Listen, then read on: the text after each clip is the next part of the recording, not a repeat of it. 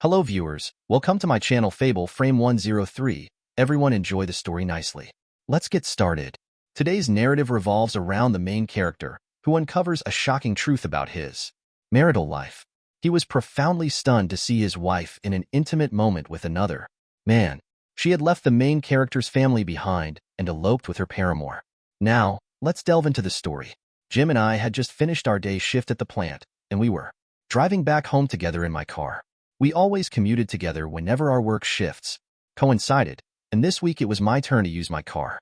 As soon as we left the plant, Jim asked me to stop at a pharmacy on our way back home so that he could have a prescription filled. His wife, Sally, had a bad cold, and the doctor had prescribed medication to help her get rid of her stubborn cold. Since we were passing by the pharmacy where my wife, Rachel, was working, I decided to surprise both Jim and my wife by stopping there. Throughout all those years she had been working there, I had never once visited her at her place of work. I figured she would be very surprised to see me there today. I had never dared to visit her at the pharmacy because I didn't want her coworkers or her boss to think I was checking on her. Surprisingly, she had never commented on this fact to me. She was working that day, and I knew she would be indeed surprised to see me. She only worked there 2 days a week, and I thought it was about time I met her boss after 6 years of marriage. Rachel and I had been married for 9 years, and even though we weren't rich, I was earning good money at the plant where I worked. I preferred that my wife stay at home, but 2 years after our marriage, she claimed she needed to get out of the house and wanted to enter the workforce. She also wished to have a car of her own. She convinced me to let her work for a year or two, at least until she had saved enough to buy the car she wanted. A week after we agreed, she found a job at a pharmacy on the other side of town. Just over a year later, she gave birth to Sandy. For the next 2 years, she became a stay-at-home mom. Later, when Sandy was older, she once again begged me to let her work, even if it was only a couple of days a week. She claimed she had already contacted the pharmacy where she had previously worked, and Mr. Clarkson was willing to take her back, even if it was just for 2 days a week.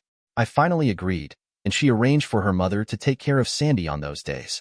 She had now been working 2 days a week for Mr. Clarkson for over 3 years, and Sandy was almost 6 years old. Not once had I stepped inside her place of work. I parked in front of the pharmacy, and Jim and I both went inside. It wasn't a huge place, but it had just about everything one would expect to find in a pharmacy. There were 4 long aisles, on each side of which were shelves loaded with everything from cough syrup to all brands of medicines. Then, completely at the back, was the space where prescriptions were being filled. Of course, Jim and I immediately walked there, but instead of seeing Rachel, as I expected, there was only a middle-aged man behind the long counter. He took Jim's prescription and started working on it. I was about to introduce myself and ask him where my wife was, but since Jim was standing next to me, I didn't want him to know that I was ignorant about the fact she was not there, so I didn't say anything while the pharmacist was busy filling the prescription. Jim slowly wandered further away, looking around at the different displays. That's when I decided to give a closer inspection to the back of the place.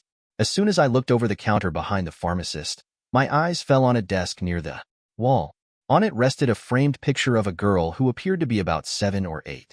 The thing that struck me about the picture was the fact that the child in it looked so much like my Sandy that it was uncanny. She had the same long blonde hair and blue eyes. Even her smile was the same. I just stood there, all as I examined the picture. I was shocked and amazed by the resemblance to my daughter. It was as if I was looking at how Sandy would look in a year or so. How was that possible? I asked myself. All of a sudden, I couldn't help myself, and I asked the pharmacist, who was still busy counting pills, if the child in the picture was his daughter. No, I have only 2 boys at home. This is Kathy. She is the daughter of Mr. Clarkson. She is a lovely child, isn't she? Yes, she certainly is, I replied. I was simply too shocked to say anything. So, I moved away, pretending to look for an item on the shelf on my left. But deep inside, I suddenly felt sick. I kept asking myself, how could this Kathy look so much like my own daughter, and where was my wife? Then I had a very bad feeling deep inside. I suppose that I had a hint of a clue to the answers to both questions, but I wasn't ready to admit it to myself. All of a sudden, I felt a strong need to get out of there. I walked toward Jim and told him I was going to wait for him in the car. While sitting there waiting for Jim, I began to think. Sandy looked nothing like Rachel, and she certainly had none of my facial features. Also, Rachel and I both had brown eyes and dark brown hair, while Sandy was blonde. When she was a young child, all my friends kept making jokes about the color of her hair. Some even asked me if I was ordering pizza often at my house or what the hair color of the mailman was. Of course, these were only friendly jokes, and I didn't let these remarks bother me. But now it all came back to haunt me. Was Sandy really my daughter, or was she the daughter of Mr. Clarkson? The strange thing was that I had never once met or seen Carl Clarkson, so I didn't have a clue as to what he looked like, except for the fact that he had light-colored hair. Rachel had mentioned this to me a few times. When Rachel and I were home later that evening, she noticed my quiet and pensive mood. She even asked me if there was something bothering me. Of course, I didn't tell her that I had stopped at her place of work that day or what was on my mind, but I certainly would have liked to learn where she was when I stopped there. Still, I kept my mouth shut about my doubts. I knew I had to be careful and not accuse her of something that might exist only in my imagination. More importantly, I knew that I needed to get proof to confirm or disprove my doubts about the parentage of my daughter. You see, it was extremely painful for me to even consider the possibility that my precious angel might not be my biological daughter. I loved my daughter more than anyone else in the world, and I would have walked through fire for her. I tried to convince myself that it was probably just a coincidence that the two girls looked so much alike, but deep inside, I experienced growing suspicion that kept coming to the surface. Later that night, while I was in bed lying next to my wife, the full impact of the day's events finally hit me. If Sandy wasn't my daughter, and if Carl Clarkson was her biological father, this implied that Rachel had been deceiving me from the very beginning when she first began working for him over 6 years earlier. I told myself that even today, it was more than probable she was still continuing her affair with her lover. She had probably made a fool of me during all those years, each time she returned home to me after having been with her boss. She was probably secretly enjoying the knowledge that she had just fooled me, knowing I suspected nothing of her affair. Yes, I had already noticed that she always took a shower as soon as she came home, saying to me, "I have to remove the smell of the different chemicals I am in contact with." I now knew that she was rushing into the showers as soon as she came home to remove all traces of her recent infidelity. The following day was Friday. Since Rachel wasn't working that day, I drove to her place of work after dropping Jim off at his house. I now wanted to see Carl Clarkson face to face. Since he didn't know me, and I had never seen him before, I felt that it was time I finally had a look at him. After asking the woman behind the cash register where Mr. Clarkson was, I was told that he had already gone home, but she added that Mr. Mann, his assistant, could help me with my prescription. She pointed toward the back, indicating the same man who had filled Jim's prescription the previous day. I told her that I would come back on another day since I had personal business with Mr. Clarkson. She then dropped a bombshell on me by adding that I should make sure that I didn't come on a Tuesday or a Thursday afternoon since he was never in the pharmacy at those times. Of course, I left without saying another word. I just nodded to indicate that I understood. What the hell was going on here? I asked myself as soon as I was sitting in my car. Rachel had been hired to assist Mr. Clarkson on those 2 days. She was there to count pills for him and to help him with the filling of prescriptions. At home, she always referred to him as Mr. Clarkson, and now I had just been told that on those 2 days of the week that she was working, he was taking the afternoon off. It just didn't make sense to me. What was Rachel doing on those afternoons? After all, she was supposed to be helping her boss. The previous afternoon, she was not there, but she was supposed to be working. Was she somewhere else with him? After the birth of Sandy, I had been completely against her going back to work, but she kept insisting that she wanted this until I finally conceded. Now I had a very sour feeling about her job, and that child's picture that stood on the desk kept coming back into my mind to haunt me. In my mind, the wall of doubt about my wife's faithfulness was getting stronger all the time. Was she cheating on me with her boss, or was it only my overactive mind playing tricks on me? I discovered that the weekend at home with Rachel was the worst weekend of my life. Every time I would look at her, I kept imagining her having an affair with her boss. Of course, I couldn't place a face on him since I didn't know what he looked like exactly. Deep inside, I felt that there was a good chance that Sandy was his daughter. Was he still Seeing my wife behind my back? Could she even be working on her second child with him? All those years, she had been seeing him, probably more often than I had. I now couldn't think of her without feeling my anger coming to the surface. I knew that from now on, each time I would look at her, I was going to experience the same frustration until I got proof to the contrary. One sad morning, while she was still sleeping next to me, I quietly looked at her. She was a beautiful woman indeed, but the thought of what she was probably doing behind my back discouraged me. We didn't talk at all until noon that day, and when the three of us were sitting around the table, I mostly talked to my daughter. In bed that night, I woke her in the middle of the night to make love. There was no kissing and no soft words, just straightforward intimacy. It was my way to seek revenge on her for giving to another man what was rightfully mine. Only, for some reason, Rachel never complained about the way I was treating her. That fact, all by itself, was telling me more than anything else. She had something to hide and was trying to buy herself out of trouble by allowing me to have all the intimacy I wanted with her. After all, I had no tangible proof yet that she had been cheating. I didn't even understand myself why I was acting this way. All I knew was that I had that strong urge to cause her pain. I suppose that her lack of protest for my treatment was mostly due to fear. But why should she fear me, her husband? Unless, of course, she had something to hide. She just wanted my anger to be over with so that we could go on with our usual daily affairs at home. I could tell she was afraid of getting into a discussion with me, afraid to uncover that I knew her dark secret. She was buying peace by being submissive to me and enduring all the humiliation I was imposing on her. As the days went on, I became still more convinced that she was having an affair with her boss. I was now also convinced that her affair with her boss had been going on for years. All my life, I have always been a gentle and caring husband. I considered myself a good lover to my wife. Now, I was simply using her body to satisfy my needs without any consideration for hers. I didn't feel bad about what I was doing to her since I no longer considered her as my loving wife.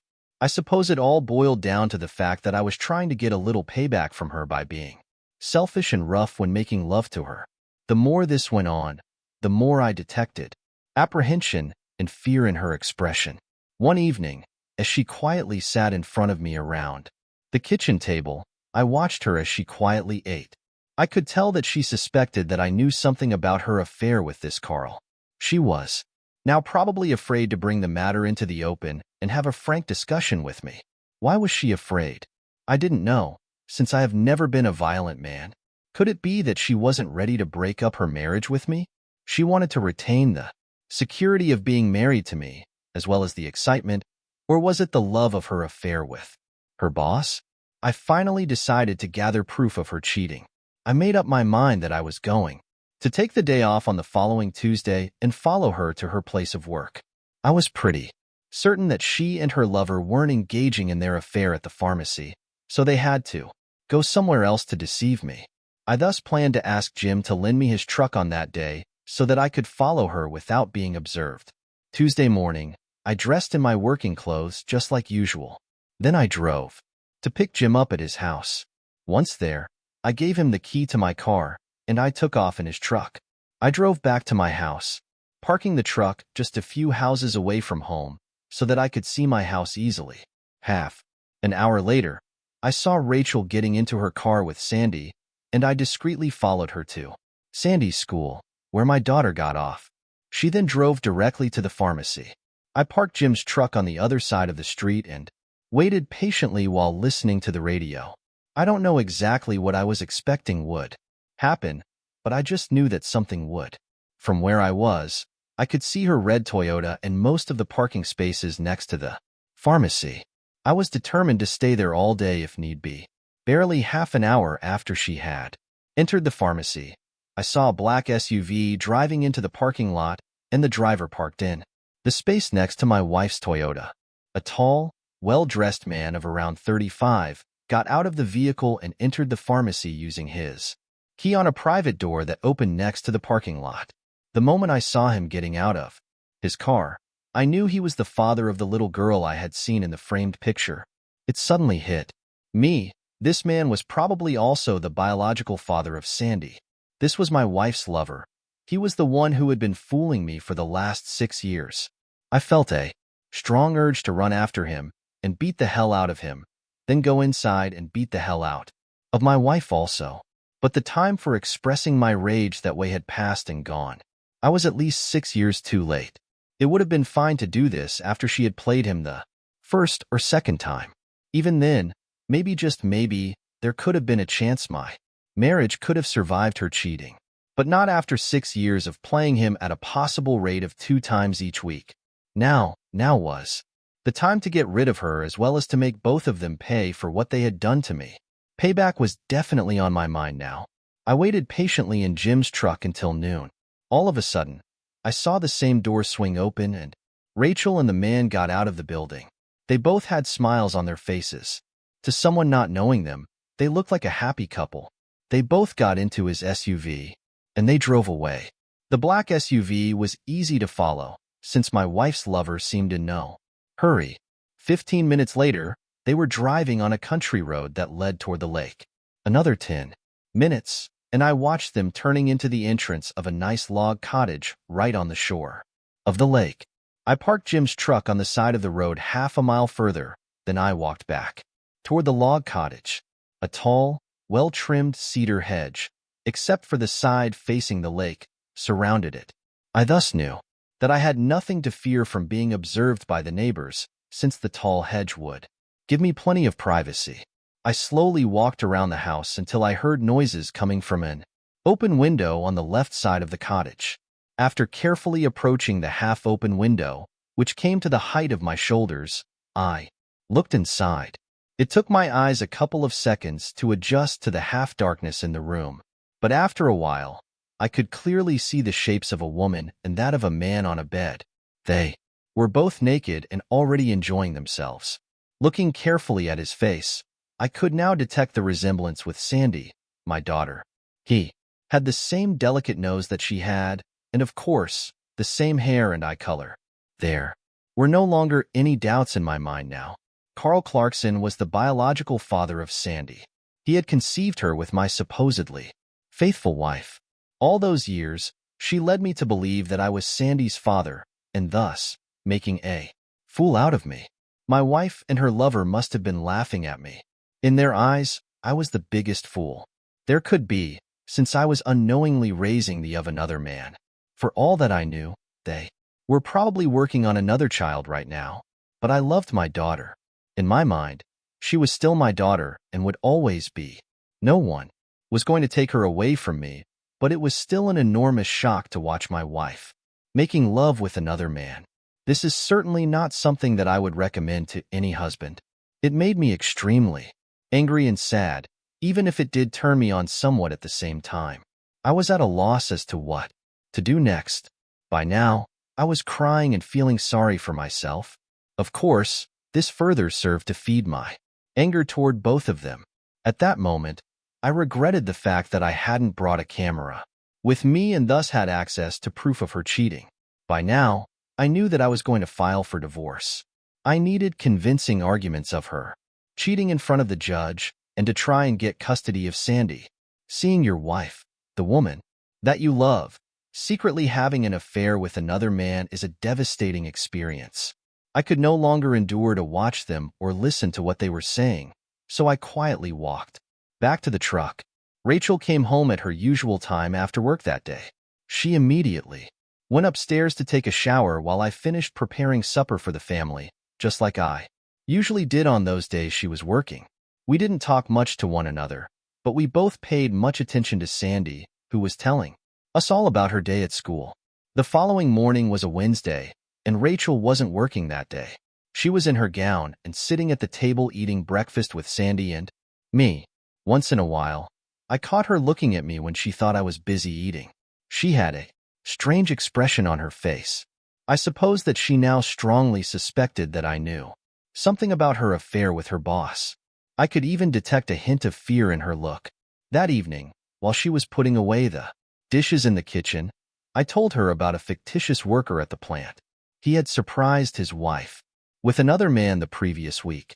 I told her that he had beaten her to within an inch of her life when he discovered her affair. I also added that his friends at the plant were planning to give a lesson to her lover. After quietly listening to what I said, she looked at me with wide eyes. Then she asked me if I thought this was the right thing to do. I explained to her that the woman had no business cheating on her husband. It was only fair that they both, the wife and her lover, should pay for the disrespect that they had shown toward the husband's marriage. Tuesday again. I took the afternoon off, and I borrowed Jim's truck once more. After eating my lunch in the truck at noon, I drove to the cottage by the lake, and sure enough, Carl's black SUV was there parked in the driveway. This time, I had my video camera with me, and I was prepared to film the proof of their cheating. I needed that proof not only to help me get custody of Sandy, but also to show to Carl's wife. Yes, it was my intention to hurt him as much as I could. He was going to pay for the illicit excitement he got out of his affair with my wife. For a while, I had seriously thought about having a DNA test done on Sandy and myself, then using it as proof of her infidelity. But then I realized that even if I did prove that I was not Sandy's biological father, that fact would also give my wife ammunition in court so as to take Sandy away from me. Instead, I opted to pretend to be ignorant of that fact and hoped that the video of them having played together would be enough. They were on the bed playing again, just like I had seen them the previous time, but now I got everything they did on video. While filming them, I heard Carl tell my wife that he was making sure that his wife would never get her driving permit, that way she couldn't follow him. Later, Rachel told him that I had been acting strangely for the last few days. She also added that she now feared that I might be suspecting the truth about their affair. I could also tell that this revelation was making Carl very nervous. When I figured that I had enough footage of the cheating between her and her lover, I drove home to prepare supper, just like I usually did each time she was working. She usually finishes work at 6 and arrives home 15 minutes later, so I now knew that on those days she was supposed to be working. She and Carl must have been playing from 2:30 p.m. to 5:30 p.m.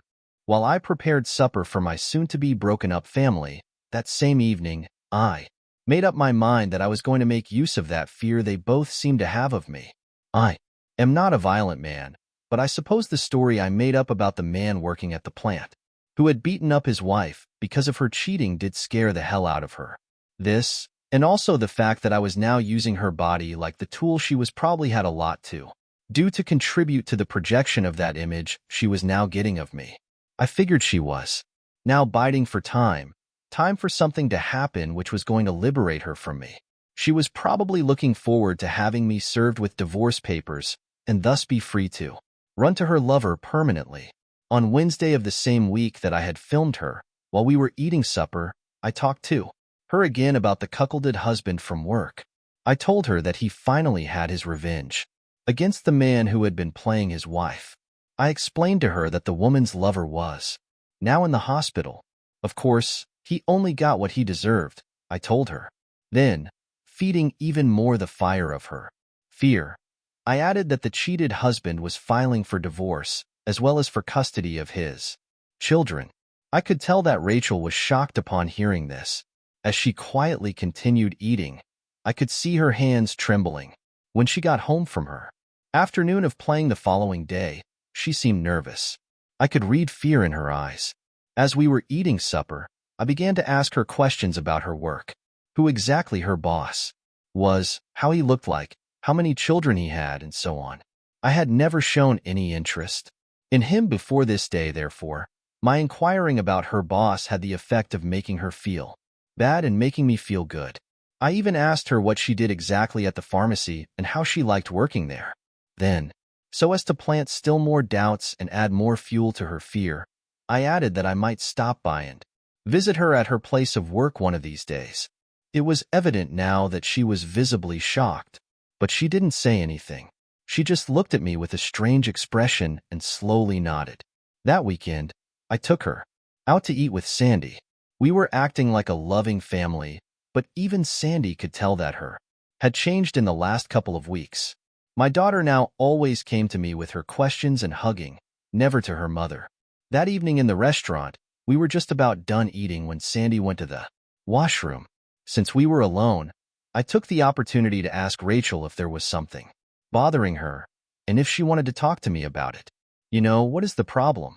I don't know what has gotten into you in the last couple of weeks, but you are not making love to me any longer. When was the last time that you made love to me?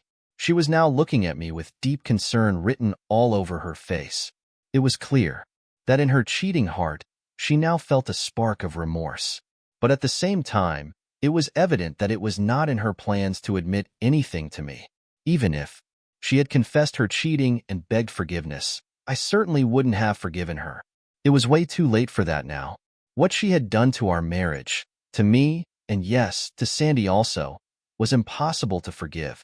You know that I love you, Roger, but for the last couple of weeks, I haven't seen love in your eyes when you are with me. You have been hating me, she said. Tell me, Rachel, are you cheating on me? If you are, then we as a couple are over, and you will never see our daughter again. I can guarantee you that. I had finally said it. The cat was out of the bag now. She looked at me for long seconds, too stunned to say anything. Even as we both stared at each other, I could see the tears forming in her eyes. All of a sudden, she took her purse and ran out of the restaurant. I paid the bill and waited for Sandy to come out of the washroom. When we got outside to the car, Rachel was standing there waiting for us. Her eyes were red, but she was no longer crying. The next Monday, I went to see my boss and asked for 2 weeks off.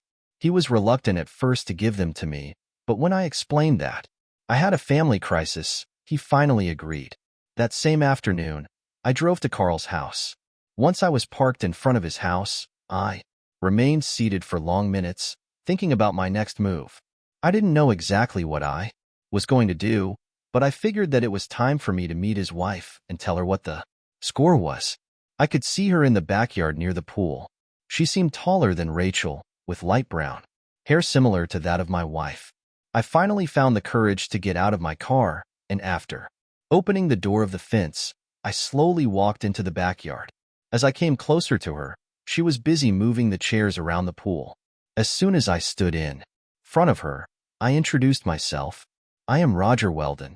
My wife, Rachel, is working for your husband at the pharmacy.